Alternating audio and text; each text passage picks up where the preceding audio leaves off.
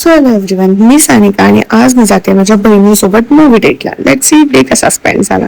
आम्ही ट्रेनने गेलो होतो आणि माझ्या बाजूला एक लेडी बसली होती जिने माझ्या बहिणीला हा कॉफीचा बुके रॅन्डमली दिला, जो खूप जास्त क्यूट होता. मग आम्ही मॉलला पोहोचलो, मस्त पॉपकॉर्न वगैरे घेऊन आम्ही गेलो मूवी बघायला. आम्ही जाईपर्यंत मूवी स्टार्ट झाला होता कारण आम्ही 25 मिनिट्स लेट होतो. आम्ही गेलो होतो देऊळ बंद 2 बघायला, जो मला खूप टाइमापासून बघायचा होता. लास्ट पर्यंत थांबलो होतो कारण हा आयकॉनिक सीन बघायसाठी.